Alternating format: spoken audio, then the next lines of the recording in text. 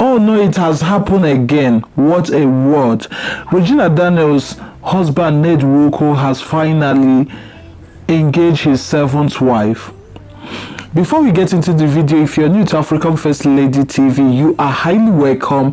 Please kindly subscribe and turn on your notification bell. God bless you. News reaching us today is that Ned Nwoko has finally engaged his seventh wife. Who remembered last month Ned Nwoko alleged seventh wife confirmed relationship in birthday post. Phillips Thomas recently took to Facebook to celebrate businessman Ned Nwoko on his birthday. The Zimbabwe beauty, who is rumored to be the millionaire seventh wife, declared him as her love in the birthday message. This comes a few days after Ned Nwoko turned 60. After weeks of speculation, social media users are greatly convinced that Nollywood actress Regina Daniels has gotten new competition for the heart of her billionaire husband Ned Nwoko. Rumored seventh wife Phillips Thomas was among those who celebrated Ned Nwoko on his birthday. However, her birthday message to the popular businessman was quite romantic and has left tongues wagging. However, the Zimbabwe businesswoman took to her social media page to wish the billionaire Ned Nwoko a happy birthday and also express her love for him, sharing a video of him in which two fingers, presumably her fingers, appeared in it. Thomas tagged the billionaire as her lover as she thanked him for his love and support. Here is the message she wrote. Happy birthday to my love. Sad to have buried my mom on your birthday. I know you understand and thank you for all the love and support. Love you. Although Nollywood actress Regina Daniels also replied to the rumor, she wrote, as a matter of fact, my husband Ned Nwoko can marry more wives. It has never been a problem. So today being 6th of January, the Zimbabwe businesswoman celebrates her engagement ring on her social media page. Should we tell her congratulations? What do you think? Leave your comments at the comment section.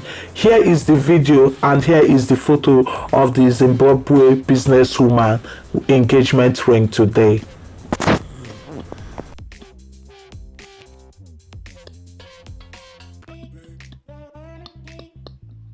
Later, one person will come and tell me, say, Ned, only they marry virgin. Ned, they marry small girl. What the fuck are you saying, man? Why I get everything? Everything day. Wait till I see. Everything day.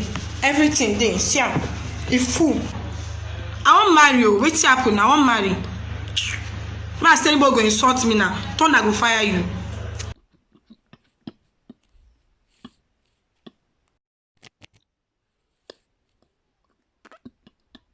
Regina, our marriage is solid. Our marriage is based on understanding and respect over time. I met her and I liked her. We married within 3 weeks. Yes, within 3 weeks. I married all my wives within some period. I don't believe in dating anybody to marry them. Don't date anybody you want to marry. Marry them. When you marry them, you begin to fall in love from within the marriage. Your husband.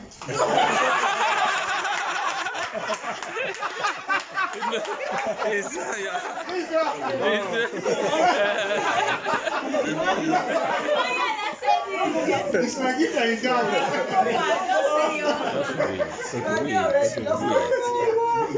Okay, happy birthday to my husband, my father, my king,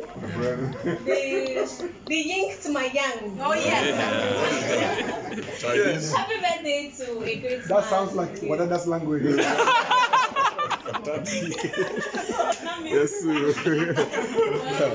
First of all, I feel very, very happy and opportune to be able to pull this little gathering because he's not the kind of person to be in this. So I'm very proud of myself. I'm very happy. Not just Yes, of Mama, you mean? I'm proud of myself and everyone not together. Sorry, me and the kids, everyone say happy birthday.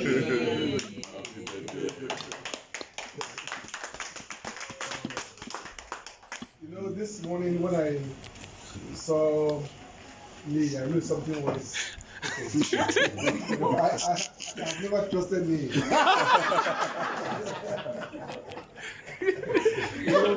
Lee is your typical paparazzi. Nobody said paparazzi. He's always nosing around. You know, I remember when I first met him, all he was telling me was Chief Iberedio. And then you were. So he was talking of great why you were in the radio.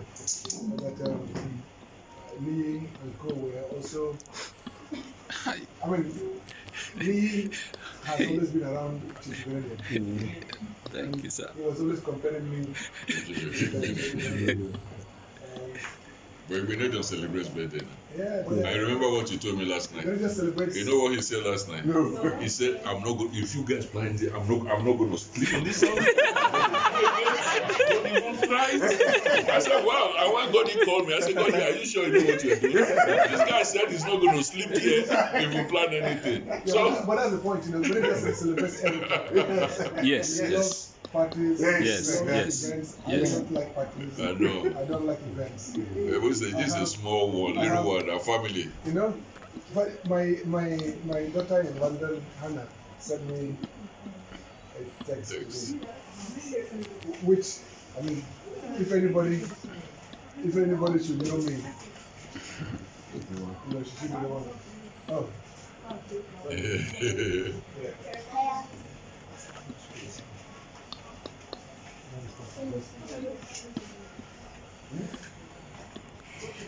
To be of Anambra State, Elechi of Ebonyi, and so on and so forth. These are governors that were coming to my office in London, and we're going to court with them on these matters. So, and they were talking about huge matters, and I was at the forefront. You know, I gave them the confidence that all I needed was their support, their backing, to be able to stop the wrongful deductions. Because what was happening was sad. The fact that so many states' allocations were practically going towards servicing loans that had been overpaid over time. So we had to stop it. But I give thanks to Obasanjo as well, who listened to me. Obasanjo, then General Gusso, the National Security Advisor, then the General Abubakar, Mohammed Abubakar, the Chief of Staff to the President then. So I had the support that I needed back home. And coupled with the, you know, official support and backing by the governors. So we're able to get cracking. And my fee was not based on, my fees were determined by me at that point, because the states were not paying me. I told them it was a no win, no fee basis. So I was charging a percentage of whatever was recovered. The same thing when I also had to work for local governments. All the local governments across the country never took out any loans. They never did. And yet, the money due to them were subjected to first-line charge deductions, where they were taking money from them as source to service loans that they didn't take. Yes, they did not take at all. Not even benefiting from, they did not take. And so I felt that I could help them. And again, they didn't fund the litigation. They didn't know that it was possible to stop such deductions. as source. But I told them, look, my work will do many things. First of all, it will stop these wrongful deductions, which it did. And secondly, it will refund all the previous wrongful deductions, which also happened. So if I was charging 20% as I did, they were happy. They were happy because this is like a windfall for them.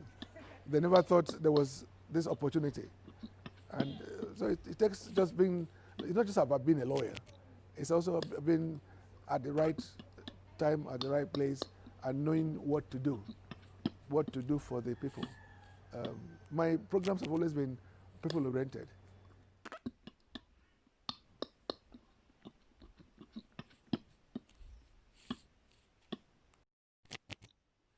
Regina, our marriage is solid.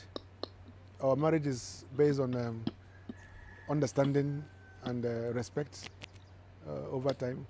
I met her and I liked her. We married within 3 weeks. Yes, within 3 weeks. I married all my wives within some period. I don't believe in dating anybody to marry them. Don't date anybody you want to marry. Marry them. When you marry them, you begin to fall in love from within the marriage. You know, even in my own culture, as it were, as a kid in the 60s, people, they were not dating. They would marry in arranged marriages, family to family. They choose a wife, and then most girls were expected to be virgins when they get married, and they build a family from there. And because they didn't know each other before they got married, there's a lot of excitement, a lot of learning to do. And but Regina and I is a story that is interesting because before I met her, I didn't know about her. I don't watch movies, never watch movies. I met her the first time when she came to my house with her mother and her siblings because my place in Delta is a tourist place. They came to look around, and I liked her, and that was it, you know. So whether I marry another wife or not, she knows it can happen. I come from a very polygamous environment myself. I love children, so I want more children. And she knows this, and my other wives, they also know it. So we'll see what happens in the future. You do everywhere. You do everywhere. That's why at night, you have a lot of them know zone 4, zone 5, zone 6. As na fabo ashawo. Obara ko fa na facho ima ashawo, obna economy they are doing good for them. These are the ills of the society now that but as one man, one woman. Before the advent of Christianity, our tradition Igbo tradition allow for many wives and children, of course. That determines the size of the wealth you have, isn't it, in those days? So you see an average Northerner marrying 2, 3, 4. They're helping the women. They're helping the society. But the fallacy of it all is that, yes, religion, Christianity doesn't allow that in the South. And yet, the average Southern man with 10 girlfriends, you know, so you don't, the irony is so stark. I love my culture, my culture as I know it, not as they're trying to dilute it now. You know, I love culture. Igbo culture is wonderful, and should be promoted the way it has always been. But even looking at that, look at even your population in Nigeria. Just look at the economy of marriages. What I call economy of marriages. You as an Igbo man, in one wife, and maybe you have 4 children. Onye Ugu when 4 wives. Each wife will have 5 children. That's how many? 25 children. in the next 10 years, 20 years, you can look at the population. Just imagine the population of Onyugu, Ndiogu, and Ndibo, what it will be in the next 20 years. The population will be like 1 to 5, isn't it? Because of the disparity. Assuming that we are the same now, I'm just saying, but we're not. The gap is getting bigger and bigger, and Igbos will never catch up because of this self-imposed restriction.